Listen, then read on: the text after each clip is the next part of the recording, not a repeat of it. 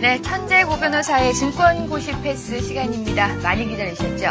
지난 시간에 저희가 이 주가 결정의 기본 원리에 대해서 배웠는데요. 정말 이 주가의 흐름을 보면서 그런 생각 많이 하셨을 겁니다. 이 주가라는 것도 어떤 원리에 의해서 움직일 텐데 과연 그것이 무엇일까 찾으시려는 분들이 많으실 것 같은데 저희와 함께 하시면서 오늘 그 원리에 대해서 좀 정리를 해보시죠. 많은 도움이 되실 겁니다. 자, 고승덕 변호사 나와 계십니다. 어서 오세요. 안녕하십니까? 네.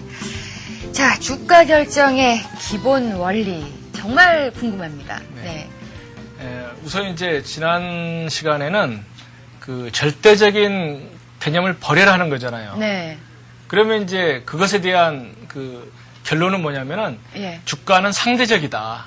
아. 그걸 제가 이제 주가 상대성의 원리라고 하는 그 명제를 예. 나름대로 제시를 하는 거거든요. 예. 그러니까 많은 분들이 이 주가가 상대적이라고 하는 것을 머릿속에서 잊으시는 수가 많습니다. 그러니까 주가가 절대적인 게 아니라면 당연히 네. 상대적인 거죠. 그렇죠. 그렇죠. 예. 그러니까 실제로 그 주가의 움직임을 보면 이게 상대적으로 움직입니다. 그게 이제 무슨 말이냐면은 가령 같은 업종을 놓고 봤을 때 네. 증권업종에서 뭐 삼성전자가 갑자기 뭐 어떤 호재가 그 회사만의 호재가 있어서 삼성전자 주가가 뛴다고 하면 다른 회사 주가가 쫓아갈 리는 없죠. 네. 뭐 삼성증권이 갑자기 엄청난 뭐 노하우가 걸린 뭐 신제품을 개발했다. 뭐 그럴 리 없겠지만. 예. 그러면 이제 다른 뭐 증권사들이 뭐 주가가 들썩일 이유가 없는데 네. 그냥 똑같은 상황에서 삼성전자 주가가 10%가 상승을 했다. 네. 하게 되면 그 다른 증권사 주가는 상대적으로 싸진 거죠. 그렇죠. 그렇죠. 그러니까 예. 다른 증권사가 어떤 뭐 그 무슨 HTS 매출이 올라가고 이거 아무런 상관이 없습니다. 변화가 없다고 해도 네. 삼성증권이 올라갔기 때문에 다른 증권사 주가는 상대적으로 싸진 거죠. 네. 그러니까 결국은 한 그 비슷한 업종에서 하나가 가면 그 뒤쫓아간다. 이게 보통 그 짝짓기 매매라고 하는데 네. 그 원리는 그 주가가 상대성을 가지기 때문에 그렇다는 거죠. 우리가 이제 뭐 나스닥 동향에 신경을 많이 쓰고 있잖아요. 네. 그럼 나스닥은 왜 우리나라의 주가에 영향을 미치느냐? 예. 결국은 우리나라 주가는 미국 주가에 비해서 상대적이라 하는 거죠. 그러니까 미국 주가, 나스닥의 주가가 올라가면 우리나라의 주가가 상대적으로 싸 보이는 거죠. 그렇습니다. 예, 그러니까 따라서 같이 올라간다. 따라가야죠. 아, 예. 그러니까 이제 미국 투자가가 가령 그 요즘 뭐 어떤 뭐 젊은 분이 네. 한 펀드에서 5조 원을 가지고 우리나라 시장에서 굴리고 있다 이런 그 보도가 있었어요. 예. 그 보도 보셨습니까? 저는 글쎄 못 본 것 같아요. 정말 5조 원을 가지고 우리나라 그 주식시장에서 돈을 굴리면 제가 생각할 때는 우리나라 주식시장 그래프는 그분이 다 만드시는 것 같아요. 네. 그러니까 이제 그분이 생각할 때는 가령 미국 펀드가 생각할 때는 똑같은 5조 원이 있을 때 네. 그 가령 미국 주가는 올랐다고 했을 때 예. 우리나라 주가가 싸다. 예. 당연히 우리나라 주식을 더 사겠죠. 네. 그러니까 이제 나스닥이랑 우리나라 그 주가는 결국 상대적이다. 네. 그리고 이제 가령 미국 마이크론 테크놀로지 네. 그 주가가 오르면 같은 그 전자 주식인데 미국 주가가 더 올라갔다. 네. 그럼 삼성전자 싸죠. 그렇죠. 그러면 싼 걸 사는 게 당연한 그 돈의 움직임이죠. 그러니까 이제 나스닥이 올라가면 그 우리나라 주가가 올라가고 그 마이크론 테크놀로지가 올라가면 삼성전자도 같이 덩달아서 오르락 내리락. 삼성전자가 가령 어떤 그 실적이 악화되는 게 없다고 하더라도 그 마이크론 테크놀로지가 그 특별한 어떤 악재가 있어가지고 그 회사만 떨어지게 되면 다른 네. 업체들은 움직일 이유가 없지만 예.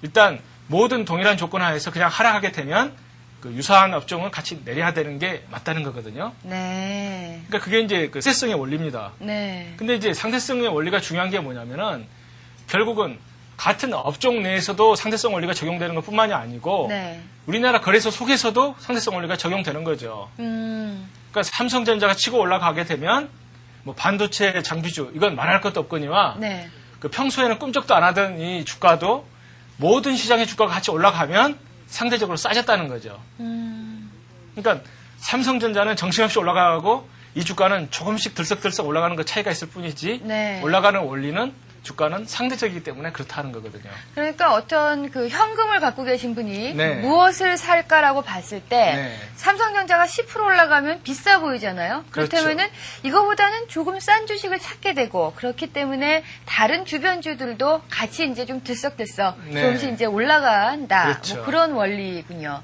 예. 결국 제가 이제 맨 처음에 말씀드린 거 파동 원리가 그거잖아요. 주가는 강하게 오르고 약하게 빠져야지 다시 간다. 그러니까 이제 시장의 주도주는 다른 게 아니죠. 뭐 시장의 대장주 주도주는 뭐 어떤 특정한 종목이 정해진 게 아니고 네. 어떠한 그 시점에서 가장 세게 올랐는데 가장 약하게 빠진 종목. 그게 그 대장주 주도주죠. 네. 그러니까 뭐 볼 것도 없죠. 예. 그래서 이제 그 상대성 원리를 안다고 하면은 네. 자기가 가진 종목을 가지고 집착할 필요가 없습니다. 결국은 똑같은 조건 하에서 어느 종목이 더 강하게, 더 빨리 올라갈 것이냐. 그것만 따지면 되는 거지. 네. 이 회사는 어떤 뭐 실적이 좋고, 뭐 기술이 좋고, 그걸 가지고 붙들고 있을 아무런 이유가 없는 거예요. 그래서 이제 많은 전문가들이 네. 지수가 이제 많이 상승을 했을 때 결국은 나중에 보면 어떤 종목을 갖고 있던 수익률은 다 비슷하다. 그런 얘기 하시는 분들도 계시거든요. 네. 그게 바로 이 상대성 원리에 의한 거네요. 그렇습니다. 예. 다만 이제 차이는 강한 종목일수록 더 많이 올라가죠. 그러니까 많은 분들은 거꾸로 생각을 하시죠. 그 적게 빠진 종목이 많이 간다고 생각하시는데 절대 안 그렇거든요. 네. 왜냐하면은 그다음에 약이 약해야지만이 더 세게 올라가는 거지. 네. 그래서 항상 그 파동의 원리, 강약을 생각하신다 그러면 그 같은 여러 가지 종목을 지금 가지고 계실 거예요. 네. 제가 이제 정말 안타까운 것은 뭐냐면은 그 장이 좋을수록 많은 종목을 보유하신다는 거죠. 네. 그렇잖아요. 맞아요. 살 게 너무 많아요. 예, 다 올라가는 것 같으니까 그쵸. 이것도 사고 저것도 사고. 제가 네. 이제 그 99년도 네. 하반기에 그 범했던 가장 큰 실수가 뭐냐면 예. 신문만 딱 아침에 펼치면 사고 싶은 게 너무 많은 거예요. 예. 뭐 실적 좋다고 하는 것은 뭐 당연한 거고 왜냐면 네. 실적 장세잖아요. 네. 대한민국 경기가 좋아지는데 실적이 나쁜 회사가 어디 있습니까? 그렇죠. 그렇죠. 예. 뭐 실적 장세에서도 실적이 나쁜 회사가 있다. 그 주식은 그건 버려야죠. 네. 그렇지만 모든 회사가 다 실적이 좋아지는데 오늘 이 회사가 좋은 기사가 나왔다고 해가지고 그 종목을 사서는 안 된다는 거죠. 네. 그래서 이제 가장 중요한 마인드는 주가 상대성의 원리다. 네. 절대적인 관점을 버리지 않는 게 이제 가장 저는 이제 중요하다고 보거든요. 예. 우리가 이제 그 주가 결정의 원리가 근본적으로는 어떤 시장의 이 순간의 흐름, 그러니까 실시간에 차트에 나타나는 그 모습이 중요하다고 보게 되면 네. 어떤 그 마음을 딱 비워야 되는 거거든요. 예. 제가 이제 SK텔레콤의 경우를 한번 이제 사실 좀 예를 들고 싶습니다. 네. SK텔레콤이 그 2001년도 초, 예. 2001년도 초입니다.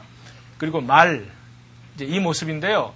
이 부분에 이제 어떤 현상이 있었냐면은 여러분들이 이제 잘 아시는 그 IMT 2000 사업자 선정이 발표되는 때입니다. 이때가. 저 때 엄청났죠. 네네. IMT2000에 대해서. 예. 정말 그 다들 IMT 2000 사업자가 발표가 되면 뭐 400만 원 하던 그때 액면 분할 전이죠. 예. 800만 원 간다고 이제 했을 때입니다. 네. 근데 실제로 보면 어떻습니까? 이 발표된 시점이 꼭지였다는 거죠. 정확하게 꼭지네요. 정말 예. 놀릴 노자입니다. 네.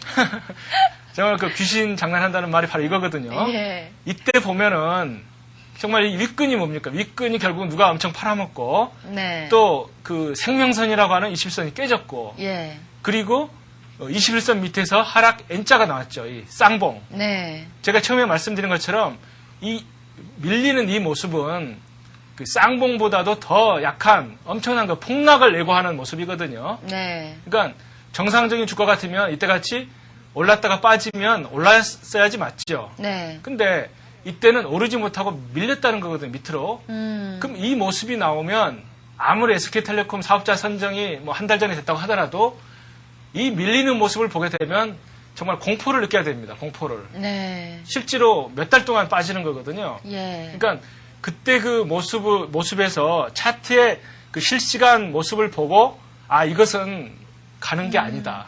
폭락할 수가 있다는 걸 생각했으면 정말 손실을 안 보셨을 거예요. 그렇지만 저만 해도 그때 네.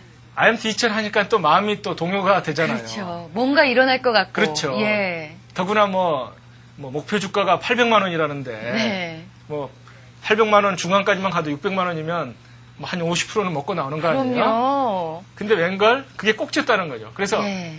정말 그 많은 개미분들이 마음을 못 비운다, 이 심리를 못 다스린다는 것에서 항상 손해를 보시더라 하는 거거든요. 네. 그래서 정말 이 수급이라고 하는 것은 정말 그 컴퓨터 모니터에다 써놓으셔야 돼요, 한자로. 네. 그렇게 이제 말씀을 드리고 싶고요. 예. 이 수급이라고 하는 게 또 왜 중요하냐면은 네. 이 수급 상황, 이 차트 모습은 어떤 그 인간의 심리가 그대로 나타나는 겁니다. 인간의 심리가 그대로. 많은 분들이 그 심리를 다스리지 못하고 계시는데 그 심리가 이제 주가에 나타난다는 거거든요. 네. 그러니까 그 어떤 파동에서 제가 말씀드린 게 올라갈 때는 강, 내려갈 때는 약, 그리고 저점이 올라가야지 상승한다. 이것은 뭐냐면은 결국은 그 팔려고 하는 그 매도세보다도 사려고 하는 사람이 많다는 거잖아요. 네. 그게 뭐 세력이든지 아니면은 일반 개미들이 뭐 연합군처럼 달려들어 사든 그건 아무 상관이 없습니다. 네.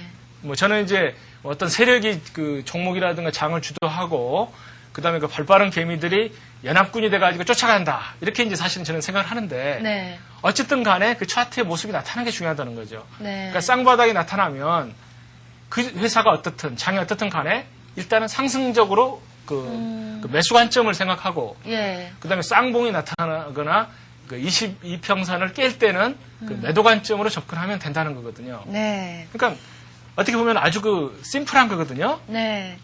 뭐 지금까지 기본 원리는 뭐 상대의 원리, 네. 수급의 원리가 있고요. 그렇죠. 예. 그다음에 이제 제가 전에 말씀드린 것처럼 뭐 관성의 법칙과 주가 선행의 법칙. 예. 그러니까 주가 선행의 법칙이라고 하는 것은 주가는 먼저 움직이기 때문에 그 주가 실시간의 그 모습을 봐야지만이 주가 움직이는 걸 제대로 따라가는 거지. 그 어떤 이미 오른 다음에 그 오른 모습을 본다거나 또는 어떤 호재 발표 같은 걸 보고 쫓아가면 늦다는 게 그 주가 선행의 법칙이거든요. 네. 그러니까 결국 그 법칙이라는 것도 이 실시간의 주가 차트를 제대로 보자. 그것이 결국은 그 연속선 상에 있는 거예요. 네. 그 다음에 이제 관성의 법칙이라고 하는 것은 뭐냐면은, 그럼 왜 저점이 상승하면 그 매수 관점으로 사느냐. 예. 일단 그 주가라는 게 어차피 확률 게임이잖아요. 네. 그랬을 때는 그 저점이 높아는 이야기는 그 지금 그 팔려고 하는 것보다도 사려고 하는 사람이 더 많이 나타났다고 하는 그 신호기 때문에, 파동의 신호기 때문에 현재로서는 그 앞으로 더 올라갈 확률이 많지 내려갈 확률은 더 적은 거죠.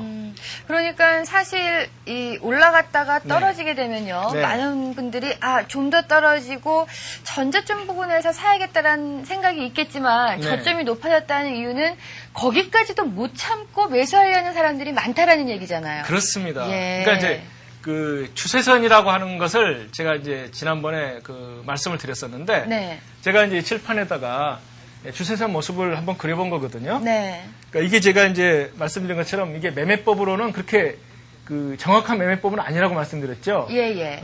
파동이 하나, 둘, 세 개가 나오면 예. 그 빠질 가능성을 우리가 대비를 해야 되는 거거든요. 네. 그게 이제 엘리오트 파동에서 이제 말하는 그 파동의 상승 큰 세 덩어리가 나온다 하는 게 이제 엘리오트 파동의 모습인데 이때 이제 그 매수가 들어오는 게 조금 전에 유수민 씨가 말씀하신 것처럼 강하게 오른 종목이 조금 빠지면 네. 그 많은 개미분들이 여기서 그냥 사고 싶어서 못 견딥니다. 네. 그러니까 이제 느린 분들은 여기서 사시는 거고 예. 그 빠른 분들은 조금씩 밀리면 못 참고 중간에 사는 거거든요. 예. 또 이제 강하게 또 오르죠. 이게 만약에 쌍봉으로 꺾인다 하게 되면 이때는 예. 이제 쫓아가서는 안 되시는 거고 주가는 이제 이 봉우리를 한번 확인을 해야 되는 거거든요. 네. 그러니까 여기서 사신 분들은 무너지면 당연히 이제 손절매 하시는 게 맞죠. 이것은 뭐 또 다른 파동을 기대하실 이유가 없는 거죠. 올랐을 때 또 빠지게 되면 다들 이건 강한 주식이라고 생각하기 때문에 약하게 밀리면 또 사고 싶어지는 거거든요. 그렇죠. 그러니까 이게 이제 물론 마지막 꼭지가 될 가능성은 항상 있습니다. 그렇지만 이 밀렸을 때 여기서 그 매수가 들어와가지고 올라가는 그 이유는 결국은 그 주가가 강하게 올라가면은 다들 사고 싶어가지고 쳐다보고 있다가 네. 조금만 밀려도 다들 그 물밀듯이 들어가서 산다는 거. 네. 근데 이제 유감스러운 것은 되게 그 개미들이 정말 이 파동을 몇 번 겪으면서 정말 못 참고 사잖아요. 네. 그러면 이제 꼭지라는 게 이제 상당히 좀 그 불행한 일이죠. 그래서 이 추세선, 그러니까 추세선이 저점 피면서 올라가는 그것도 어떤 그 인간의 심리가 나타나는 거거든요. 네. 그리고 이제 그 밀려가지고 조정받고 이제 다시 올라갈 때 그때 그 사고 싶은 분들이 사는 그 물량도 있고 예. 그다음에 꼭지에서 되게 이제 제일 많이 사시거든요. 항상 거래를 보면은 그 단기적인 꼭지가 거래량이 항상 많잖아요. 네, 그렇더라고요. 정말 예. 그것도 신기한 거 아닙니까? 예, 그거 정말 신기해요. 이렇게 네. 차트를 보면 항상 이 고점 있죠. 네. 고점에서 거래량이 딱 항상 쏟더라고요. 빵빵 터지죠. 네. 그러니까 뭐 거래가 단기적으로 터지면 단기적 고점이다. 이제 거꾸로 생각하시면 또 확률이 한 80%쯤 되시는데 네. 일단 이제 고점을 치고 내려갔을 때 고점에서 거래가 단기적으로 가장 많다는 이유는 그것은 뭐냐면은 많은 개미분들이 되게 물렸다는 거죠. 네. 그렇게 되면 개미의 그 심리의 가장 기본적인 심리는 그 본전 심리. 그러니까 가지고 있는 것을 팔지해요. 왜냐하면 예. 손실이 나니까. 예. 그러니까 이제 떨어지면 꼭 물타기를 들어가는데 그 물타기가 그 차트에서는 어떻게 표현이 되느냐. 그게 그 저점이 높아지는 거. 아. 그래서 물타기 물량 때문에 주가가 이제 그 반등하는 수가 굉장히 많다는 거거든요. 네. 그래서 이제 파동의 원리를 가지고 가령 물타기를 했을 때는 그 저점이 높아지는 데서 물타기를 하면 다시 그 본전에 회복될 가능성은 크죠. 네. 근데 이제 많은 분들이 그 파동을 생각하지 않고 그 본전 심리만 가지고 생각하기 때문에 떨어지면 항상 물 타다가 저점이 낮은지도 모르고 물 타다가 뭐 물을 먹는다 뭐 이렇게 되는 거죠. 그 본전 심리라는 거 말이죠. 네. 제가 아는 어떤 분은 주식 투자를 지금 10년째 하시는데요. 네. 그 이유가 네. 맨 처음에 주식 투자를 하셔서 손실이 상당히 많이 났대요. 네. 그래서 10년 동안 본전 찾으려고 주식 투자를 하는데 네. 그게 맨 처음에 투자한 금액보다 잃은 금액이 훨씬 더 많아졌다고 합니다. 예. 그게 아마 이제 그 추세를 그 보지 않고 그 그렇죠. 물타기 하시는 건데요. 한번 이제 차트를 한번 네. 같이 한번 또 이제 보셔도 좋은데요. 예. 제가 칠판에 좀 미리 그려놨죠. 예. 아까 이건 상승 그 추세선을 제가 이제 본 거고 예. 지금 이 모습이 이제 하락 추세선입니다. 네.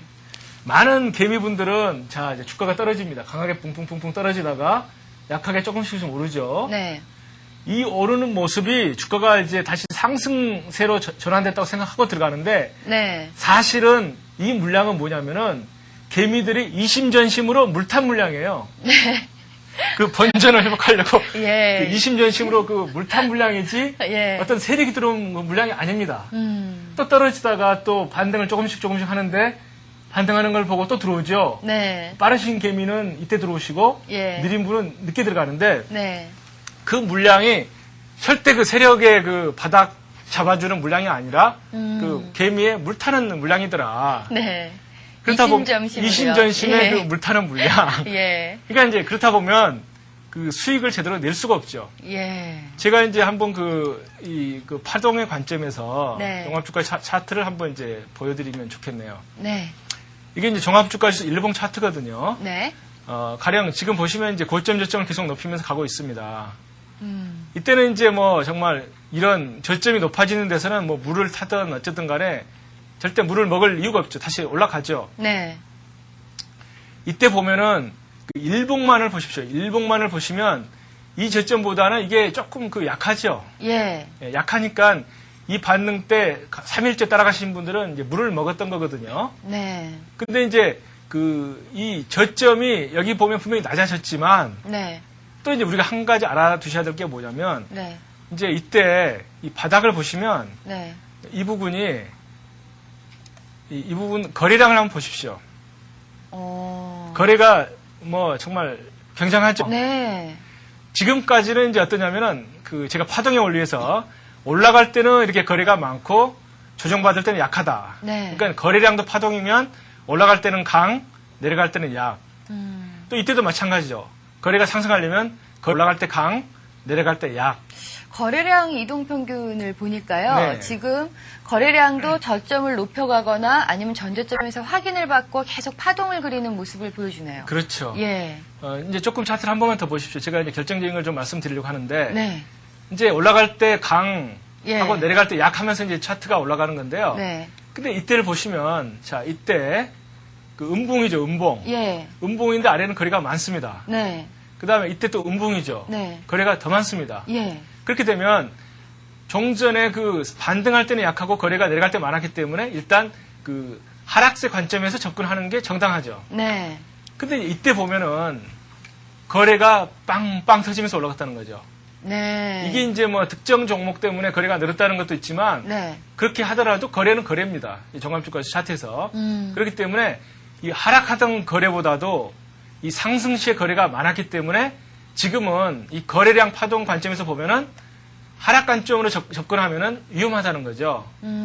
그래서 이제 이 경우는 이제 무엇을 의미하냐면은 하락하던 게 이 엄청난 매물을 이 소화하면서 이 양봉이 났다는 이야기는 이 엄청난 거래보다도 더 엄청난 거래가 들어왔고 네. 이것은 매도세가 엄청 세다는 거죠. 네. 그러니까 아까 제가 이제 그 하락할 때 저점이 낮을 때 네. 그 반등, 저점이 낮아진 상태에서 약한 반등은 정말 개미들의 이심전심 물타기 물량이라고 말씀을 드렸는데 네.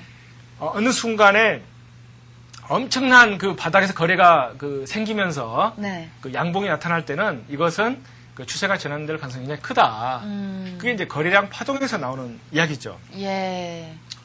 그래서 이제 특별히 거래량에서 어떤 특별한 변화가 있지 않는 한은 일단 고점 저점이 낮아진 한은 절대 매수는 안 되는 거죠. 그러니까 그 고점이 낮아진다는 건 결국은 개미의 물타기 심리 때문이다. 네. 이걸 이제 아셔야 되는 거거든요. 그런데 네. 저는 이렇게 차트를 가만히 보면요. 네. 이 지지선과 저항선이 있잖아요. 네네. 거기에서의 움직임도 상당히 의미가 있는 것 같더라고요. 그렇죠. 예. 지지선과 저항선이라는 게요. 사실은 그 개미들이 가장 궁금하게 생각하는 거거든요. 네. 우리가 국고처 많이 할 때 예. 되게 보면 언제 파는 게 좋겠습니까? 뭐 언제 재매수하는 게 좋겠습니까? 이제 이렇게 그 많은 질문이 있었잖아요. 그렇죠. 그럼 많은 고수분들이 어떤 그 지지선과 저항선이라는 개념으로 이제 설명을 해주시죠. 네. 근데 지지선이라고 하는 게 이제 딱 두 가지가 이제 큰 거죠. 네. 첫 번째 지지선은 그 이평선에서 21평선. 네. 되게 이제 22평선을 말씀을 하죠. 네. 그다음 또 한 가지는 직전, 저점. 네.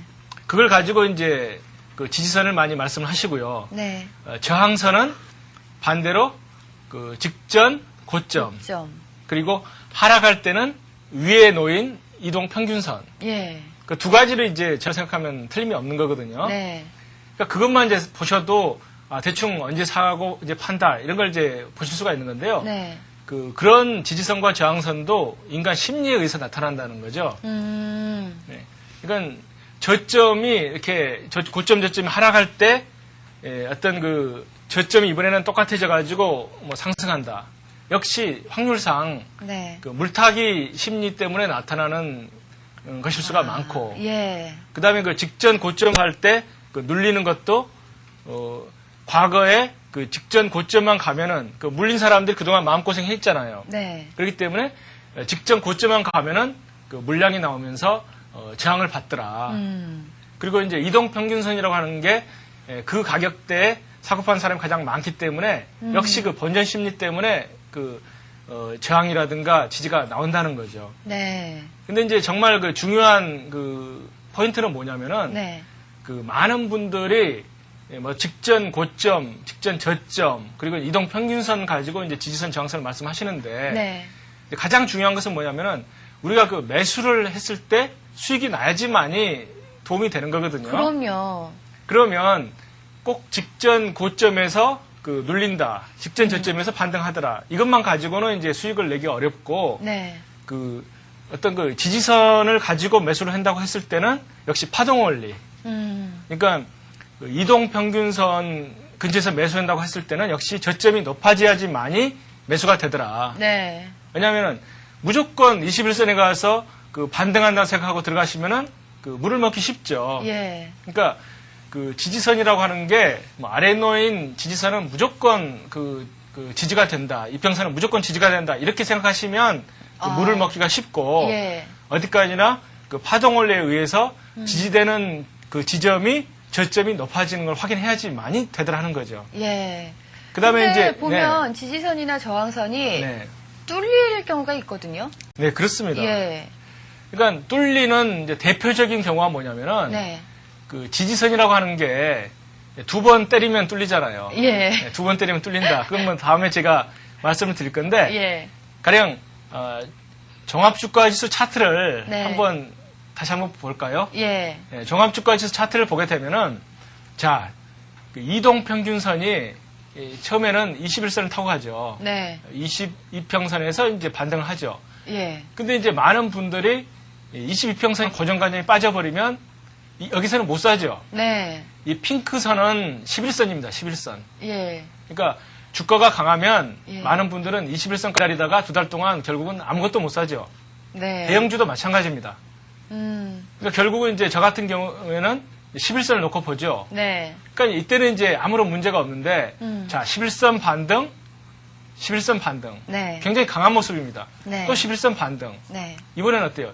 21선 반등. 네. 근데 이번에는 또 때리죠. 예. 그러니까 뚫리는 거거든요. 예. 그러니까 11선 지지되던 게 21선까지 내려가고 다시 21선 때리면 뚫리더라. 결국 이것은 뭐냐면은 그 저점이 낮아진 상태에서 이평선을 때리면 뚫리더라. 그러니까 무조건 기계적으로 21선에서 산다 이렇게 해가지고는 수익이 안 나고 네. 반드시 저점이 높아지는 것 예. 그리고 두 번째 때리면은 그 위험관리상 그 반등하는 걸 확인하고 사셔야지 네. 무조건 사시면 꼭 물을 먹게 되죠. 예. 알겠습니다.